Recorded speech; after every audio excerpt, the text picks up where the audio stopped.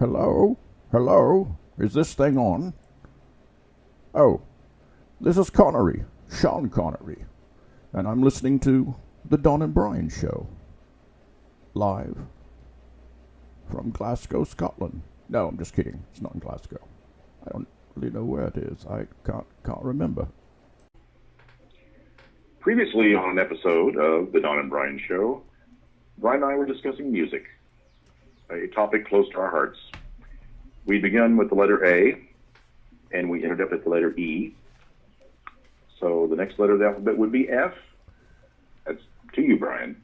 The letter F. That is actually pretty easy for me, and I'm going to go with Foreigner. And for good reason. The first concert I saw was Boston back in, 76, 77, something like that. And I saw Foreigner in 77, 78, and I fell in love with them at the concert. That's when they, on their album, they came out with, Feels Like the First Time, Cold as Ice, and A Long, Long Way From Home. Three of my favorite songs by Foreigner, and I love them till this day. I mean, an amazing talent, great stage performance. They didn't have the laser lights back then, but their stage presence, the audio, believe it or not, was remarkably well and extremely loud. So, Foreigner is my letter F. Now, Don, do you know your alphabet pretty well? G. I don't know, Brian. Yeah. You got the letter right. G. Yes.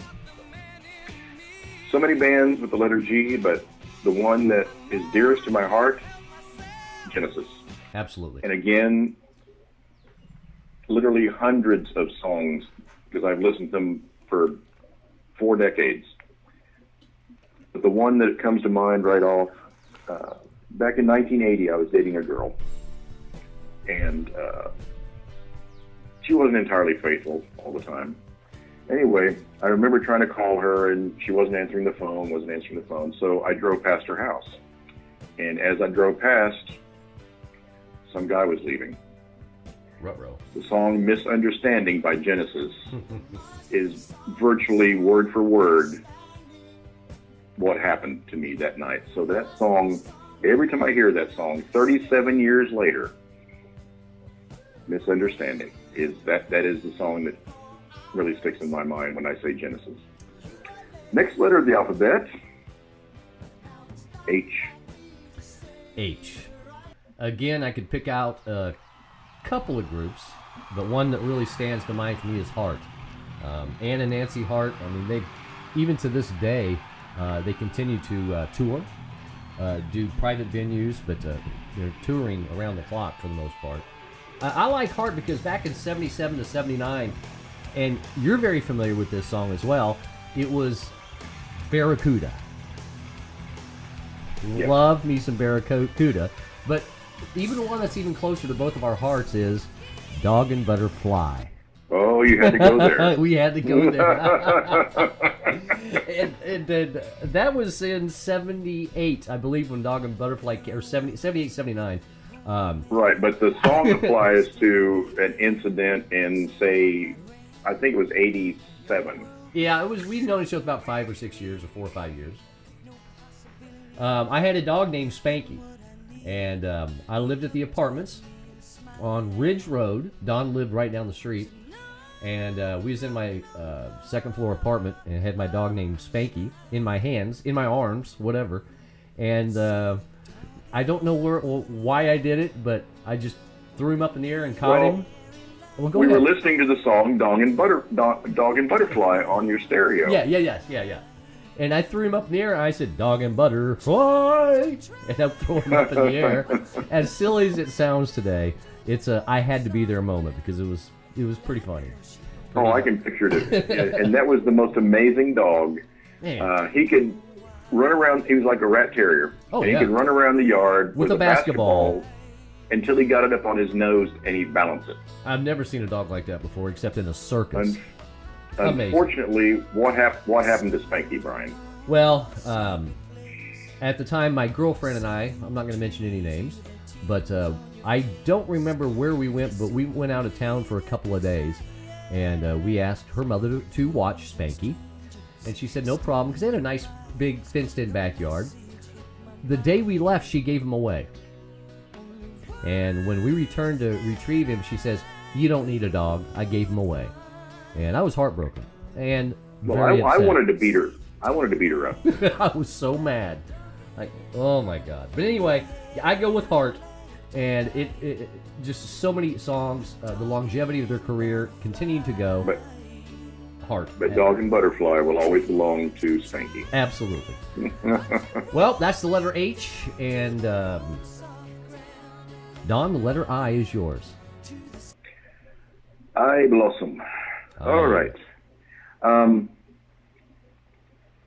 There's a few I thought first about Billy Idol, but I didn't want to go there because I have a story about James Ingram. Oh, that's a good one. Good one. People might know him from somewhere out there, the duet with Leonard Ronstadt from man. American Tail. But I'll tell you, this song is one that pops out in my mind. It came out in '81, 100 Ways. Another great song. He sings about give her roses just because. Well, in 1983 in Wichita, Kansas, I used to frequent this game room called Shane's Games I remember. at Seneca and Douglas. Well, there was this guy that was totally infatuated with this one very cute girl named Paula. Uh-huh. And, he would buy her presents and stuff like that. Well, one day he came in to the game room with a bunch of roses. And it just happened that song was playing over the PA in the game room. Wow. And that is all that image has always stuck where he brought those in and gave them to her. And of course he never got his way with her, or she just totally blew him off. Wow. But it was a very poignant moment, and I'll always remember that here, like again, 34 years later. One thing about James Ingram, that voice that he has, wait. yeah, his voice is so amazing. It's so smooth. It's so, God, I can't think of another word right now, but romantic. Oh yeah, he's Like a Marvin Gaye type Very- voice. he's one of these excellent African American voices that they have such wonderful voices. Well, I can do black music too. But, Okay. Yeah. All right. baby, I can do mine. Yeah. Barry You'll White. never find Yeah, I knew that was coming. another love like mine. As long as you live. What is that? Okay. That's a Cher It's Barry time, for White the mix. next, it's time for the next letter of the alphabet now before I get going. Yeah. J. J is another easy one. Gosh, I'm getting lucky today. J, I'm gonna. Well, wait a minute. Got to go with Journey. Another one of my favorite concerts. And one thing I love about Journey was Steve Perry. I worked at KYN when the song "Oh Perry" came out. "Oh Sherry" came out, and By Steve Perry. Yeah. yeah. Oh my God, that was. I don't remember exactly when that came out, but in '77, actually it was in '78 they released their Infinity album, and that's when I really became a fan of Journey. I mean, they had songs like "Who's Crying Now," "Don't Stop Believin'," and probably Steve Perry's most recognized song, "Open Arms." Always been a Journey fan. Always will be a Journey fan. Would even like to see Journey today, even though Steve Perry's not singing with them anymore. The new guy is amazing. Yeah, the new guy is spot on. Oh. I mean, And it's a great story behind him. I don't know I can't remember all the logistics as far as where he's from, but he was living in a poor, fairly poor area. he's Asian. Yeah, I think he's from the Philippines or I somewhere. think it in is the Southeast Asia. Philippines. I believe it is. Yes. And he was on YouTube or something like that, and yeah. they discovered him, and they said, we got to have this guy. Well, they were looking for somebody to replace Steve Perry because Journey is not Journey without Steve Perry. But to find a guy that did Steve Perry videos and his voice spot on was amazing. So you take this guy from this neighborhood, he grew up so poor, to be so successful because of a couple of videos he posted on YouTube is an absolute success story. And that's a higher power working in somebody's life, I'll tell you right now.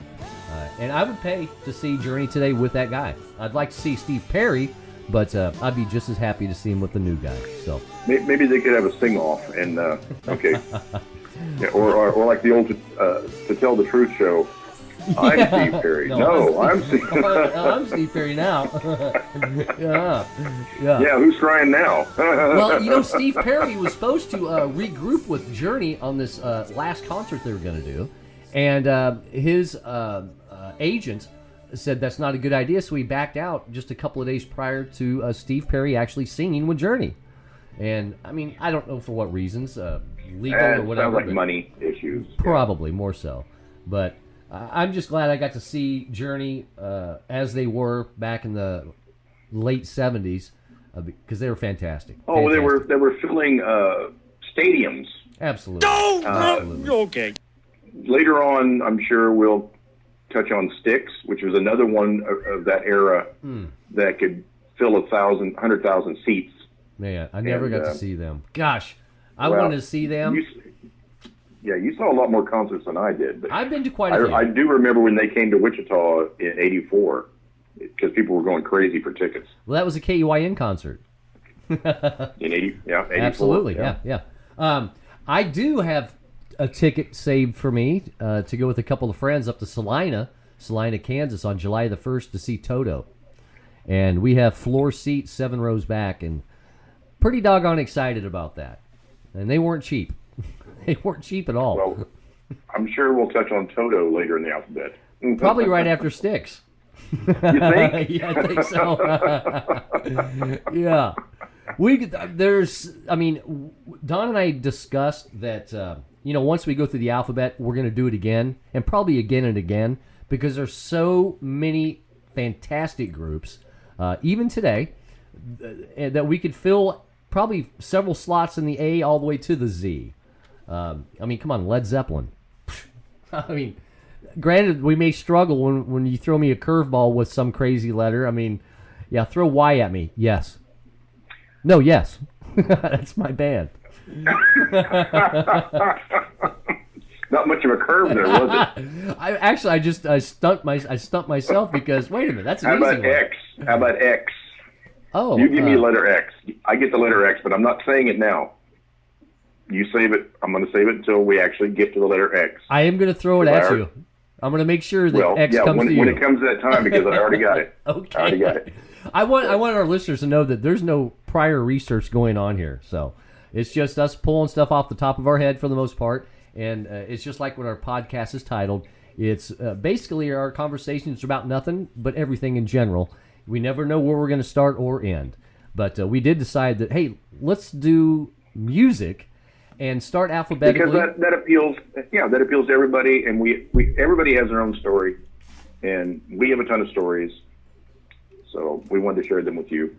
Well, what I like about it, Don, is that, and I have to attribute most of this, me being in radio, I was able to meet a few stars, and you and I actually have been to a couple of concerts that were remarkable.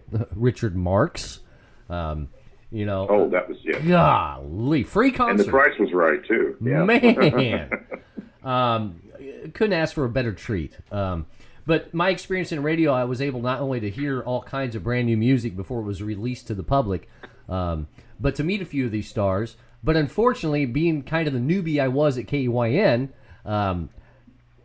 these concerts that we promoted, I'm on the air, not at the concert. It kind of sucked. Yeah, well, of course, because you're low on the totem pole. I was I got Tim Peters, Little Ricky, Doug Stone, Joe Cervantes, and but it was really nice to know that they trusted me at the helm and controlling everything, and we did some talking back and forth and stuff like that. It was a lot of fun.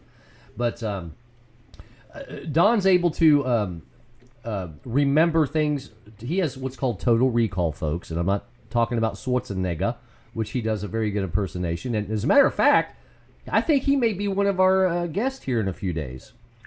In the next couple episodes, I think he's going to show up. I think he will. Yep. So He's going to swing through Miami, and we'll get him to do a promo. Do a promo or an intro or something. Yeah. Okay. Yeah, that'd be great. And if he wants to come down here to Wichita or up here to Wichita, I'll do a flex off with him.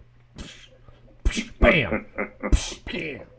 Wait a minute. Well, maybe you can get Harrison Ford to come on because he stops in Wichita. Hey, quite he was often. in Wichita just a couple of months ago at a restaurant downtown in Old Town.